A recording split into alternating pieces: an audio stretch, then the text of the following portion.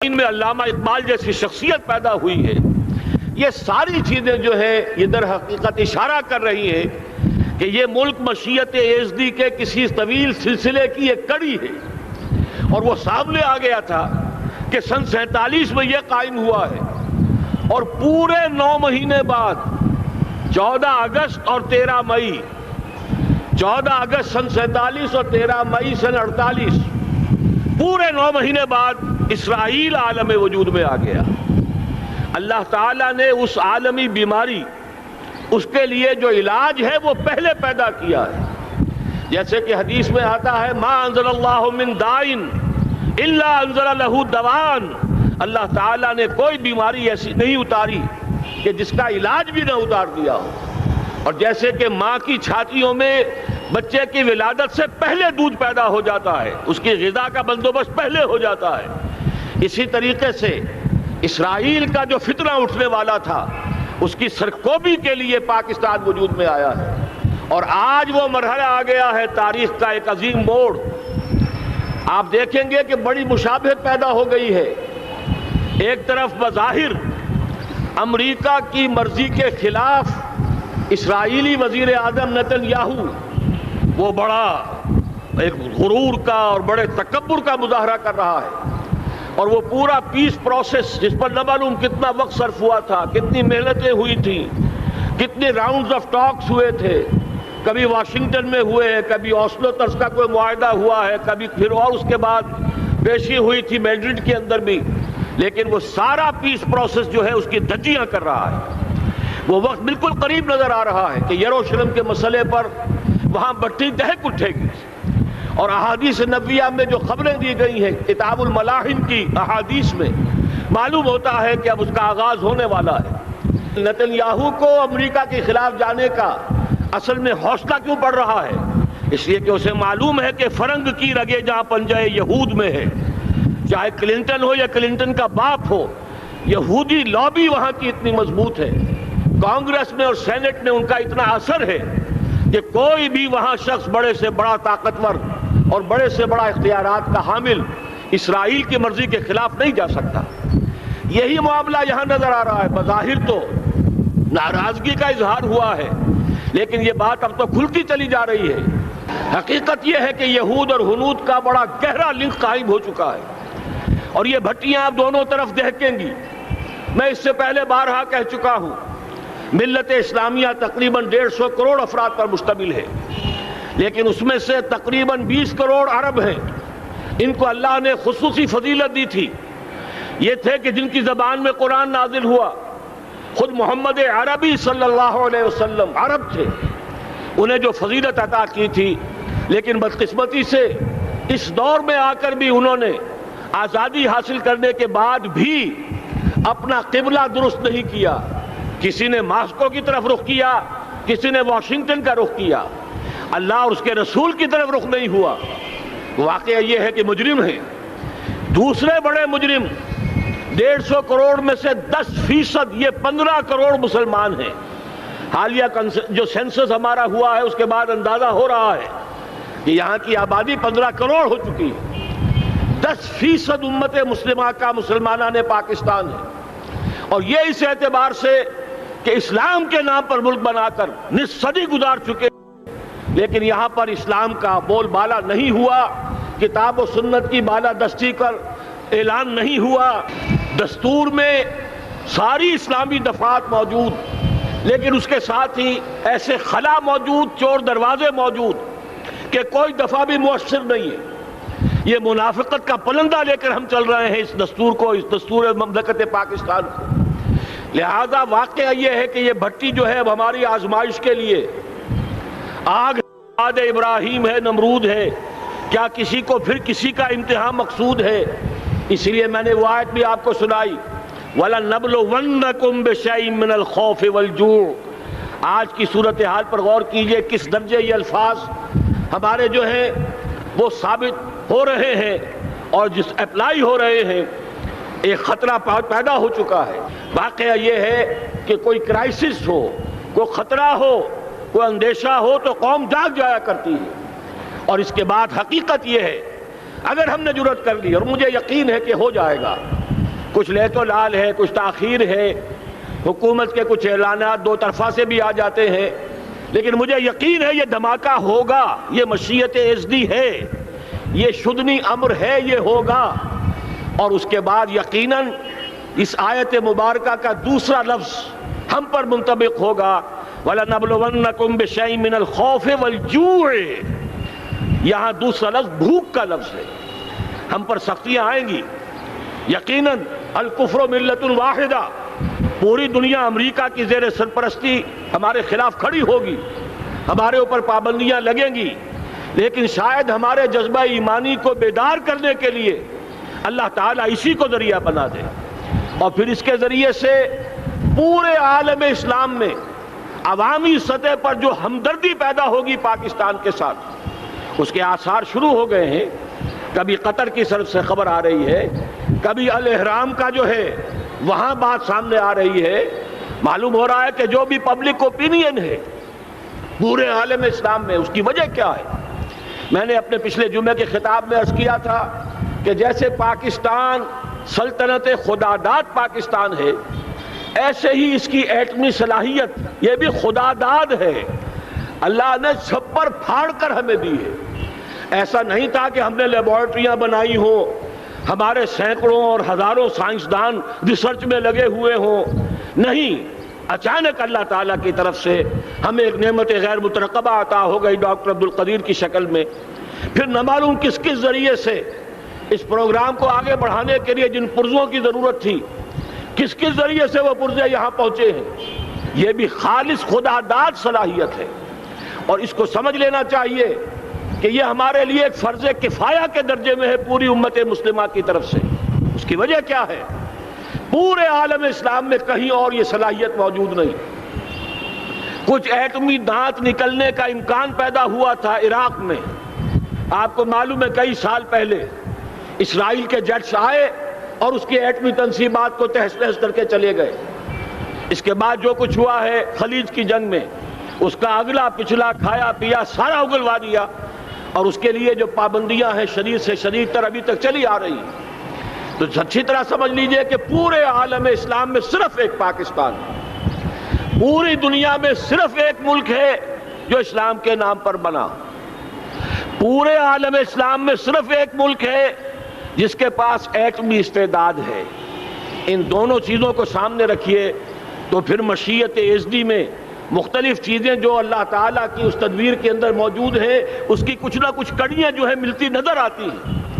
لہذا اگر یہ معاملہ ہو جاتا ہے تو یقیناً اگرچہ سختی آئے گی، وَلَنَبْلُوَنَّكُمْ بِشَيْءٍ مِّنَ الْخَوْفِ وَالْجُوعِ، لیکن ایک تو یہ کہ اس قوم کے اندر سے انشاءاللہ جذبہ ایمانی برآمد ہوگا، اس قوم کے اندر سے ایثار اور قربانی کے جذبات برآمد ہوں گے، پورے عالم اسلام کی اخلاقی سپورٹ اسے حاصل ہوگی۔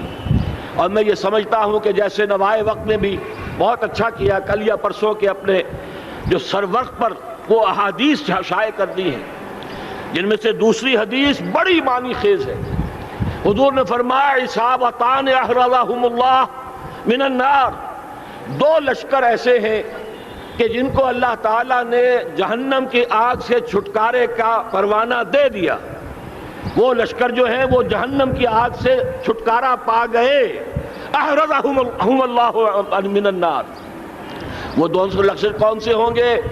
اصابت یغزو الہند، ایک وہ کہ جو ہندوستان پر حملہ آور ہوگا، اور دوسرا وہ جو حضرت مسیح علیہ السلام کے ساتھ جبکہ ان کا نزول ہوگا، اور اللہ تعالیٰ ایک مجدد، اس آخری دور کے مجدد کی حیثیت سے حضرت مہدی کو بھی ہمارے درمیان میں سے اٹھائے گا، اور پھر جو آخری فیصلہ کن جنگ ہوگی الملحمۃ العظمیٰ، اس کے لیے یہاں سے فوجیں جائیں گی ان کی مدد کے لیے۔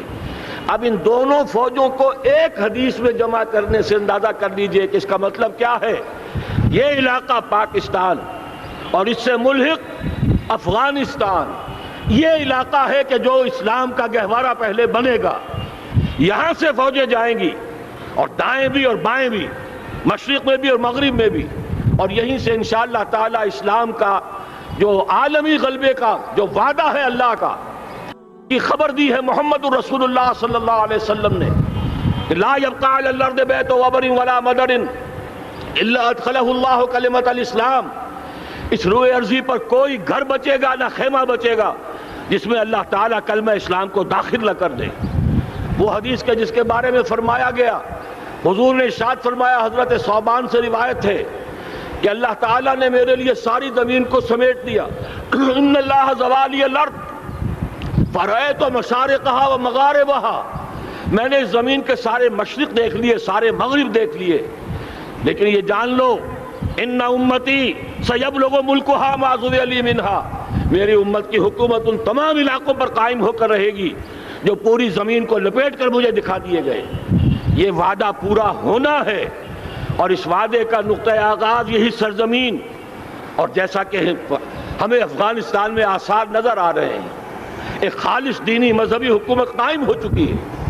افغانستان کا 80% علاقہ امن کا گہوارہ بن چکا ہے، علماء کی وہاں قیادت ہے اور حکومت ہے۔ یہ پاکستان اور افغانستان مل کر، جیسا کہ آپ کو یاد ہوگا میں نے جب تجویز پیش کی تھی کہ حکومت پاکستان فوراً تسلیم کرے طالبان کو، اللہ کا شکر ہے، میں یہ نہیں کہتا کہ میرے کہنے کی وجہ سے ہوا، لیکن بہرحال اللہ کا فضل ہوا کہ چند دن کے بعد ہی حکومت پاکستان نے تسلیم کر لیا طالبان کی حکومت کو۔ میری دوسری تجویز ابھی پینڈنگ ہے، پاکستان اور افغانستان کا کے درمیان کانفیڈریشن قائم کیا جائے۔ یہ ملک دونوں مل کر واقعتاً، کہ ایک نے واقعتاً 15 لاکھ سے زیادہ جانیں دے کر مرنا سیکھ لیا ہے، اور جو قوم مرنا سیکھ لے اسے کوئی مار نہیں سکتا، اسے کوئی شکست نہیں دے سکتا، اور ایک وہ قوم ہے پاکستان میں کہ جو 400 سال کی تجدیدی مسائل کے اثرات کی امین ہے، یہ اس کا تراث علمی ہے، چاہے وہ تحریک حضرت مجدد الفسانی کی تھی، چاہے وہ علمی تحریک شاہ ولی اللہ کی تھی، چاہے وہ تحریک جہاد سید احمد بریلوی کا تھا، چاہے اور جو بھی رجال عظیم پیدا ہوئے ہیں 14ویں صدی ہجری میں، ان سب کے اثرات یہاں موجود ہیں۔ یہ چیزیں مل کر وہ طاقت بنے گی کہ یہاں سے اسلام پھر پھیلے گا، مشرق کی طرف بھی مغرب کی طرف بھی۔ اصابۃ تغزو الہند و اصابۃ مع عیسیٰ ابن مریم، یہ چیزیں جو ہونی ہیں الحمدللہ میں سمجھتا ہوں کہ اب تیزی کے ساتھ حالات اس رخ پر جا رہے ہیں۔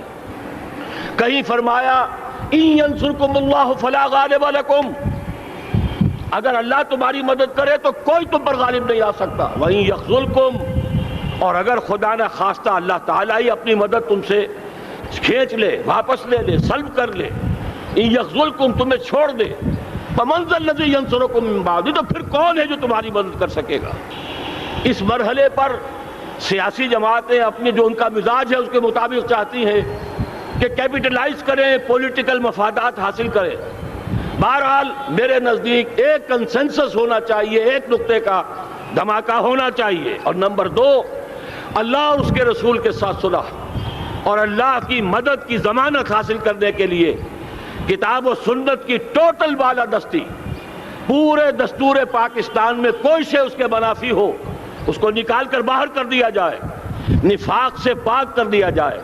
جیسے دعا ہے اللہم ربنا طہر قلوبنا من النفاق، اسی طرح دعا مانگیے کہ اللہ ہمارے ملک کے دستور کو نفاق سے پاک کر دے، اور وہ ساری ترامیم جن کا کہ ہم نے ایک مہم بھی چلائی تھی، وہ ترامیم جس کا تقریباً وعدہ کیا تھا نواز شریف صاحب نے، جس کے لیے 2 مرتبہ ایک محفل میں کہا تھا راجہ ظفر الحق صاحب سے کہ راجہ صاحب پھر تیاری کیجئے اور دستور کی ترمیم کا بل تیار کیجئے، لیکن یہ کہ معلوم ہوتا ہے کوئی بڑا ہاتھ ایسا تھا جس نے روک دیا ہے۔ یہی ہاتھ ہے جو آج ہمیں ایٹمی دھماکہ کرنے سے روک رہا ہے۔ ہمیں چاہیے کہ یہ دونوں دھماکے بیک وقت کریں، اور ان دونوں دھماکوں کے بعد پھر چاہے دنیا کی کوئی طاقت ہماری دشمن بن جائے، ہمارے لیے اللہ تعالیٰ کی مدد و نصرت ہوگی۔ وَلَنَبْلُوَنَّكُمْ بِشَيْءٍ مِّنَ الْخَوْفِ وَالْجُوعِ وَنَقْصٍ مِّنَ الْأَمْوَالِ وَالْأَنفُسِ وَالثَّمَرَاتِ وَبَشِّرِ الصَّابِرِينَ الذین اذا اصابتهم مصیبۃ قالوا انا للہ وانا الیہ راجعون۔ تو قوم انشاءاللہ تعالی، میں یہ سوچا کرتا تھا قوم مردہ ہے، بے حس ہو چکی ہے، دین سے عام طور پر بیزاری پیدا ہوتی جا رہی ہے، جو ہمارے دینی قیادت ہے اس سے بھی لوگوں کے اندر مایوسی پیدا ہو رہی ہے۔ کیسے ہوگا؟ میں نے بارہا کہا، جب میں یہ شواہد دیکھتا ہوں جو حدیث میں ہے، جس کی خبریں دی گئی ہیں 400 سال کی تاریخ دیکھتا ہوں تو مجھے پاکستان کا مستقبل بہت شاندار نظر آتا ہے۔ یہ تو مشیت ایزدی میں کسی بہت اہم رول کو پلے کرنے کے لیے قائم ہوا ہے۔ جب میں زمینی حالات کو دیکھتا ہوں تو مایوسی ہوتی ہے، لیکن میں یہ سمجھتا ہوں کہ وہ وقت آ گیا ہے کہ جس میں یہ قوم جھنجھوڑی جائے۔ ایک دفعہ کا یہ جھنجھوڑا جانا انشاءاللہ تعالی ہمارے بہت سے دل اندر دور کر دے گا۔ آخر چینی کیا تھے؟ ایک 10 صدی پہلے کے چینی افیمی قوم آج کہاں سے کہاں پہنچ گئی ہے۔ ہمارے اندر بھی چاہیے کہ اوپر راکھ ہے، اندر چنگاریاں ہیں، ان چنگاریوں کے بھڑکنے کا وقت آ گیا ہے، اور انشاءاللہ العزیز اسی ایٹمی دھماکے سے اس پورے عمل کا جو ہے آغاز ہو جائے گا، جس سے یہ سرزمین پاکستان اسلام کا گہوارہ بنے، اور پھر یہاں سے پوری دنیا میں اسلام کے غلبے کی جد و جہد کا آغاز کیا جائے۔ بس میں اسی پر اتفاق کر رہا ہوں۔ اللہ تعالیٰ سے دعا کرتا ہوں کہ وہ ہمارے حکمرانوں کو، اگر تو کوئی تاخیر ہو رہی ہے انتظامی امور کی وجہ سے، کوئی بات نہیں، بہرحال معاملہ ایک اچانک ہو گیا ہے، لیکن مجھے توقع ہے کہ انشاءاللہ وہ دھماکہ ہوگا اور جلد ہوگا۔ اگر کوئی تذبذب ہے تو ہم اللہ تعالیٰ سے دعا کریں گے وہ نواز شریف صاحب کے دل کو پھیر دے اور اس کے اندر استقامت پیدا کر دے، اور دوسرے یہاں کی سیاسی جماعتوں کو بھی یہ توفیق دے کہ کوئی اور سیاسی مسئلہ اس وقت نہ اٹھائیں، اور جو بھی یہاں پہ مذہبی اور دینی عناصر ہیں انہیں اللہ توفیق دے کہ وہ اس دھماکے کا مطالبہ کرنے کے ساتھ ساتھ، بلکہ میں یہ سمجھتا ہوں کہ اس سے بھی زیادہ زوردار انداز میں دستور پاکستان سے منافقت کے خاتمے اور کتاب و سنت کو سپریم لا قرار دینے کی ترمیم جو ہے اس کا دھماکہ بھی کیا جائے۔ اللہ تعالیٰ ہمیں اس کی توفیق عطا فرمائے۔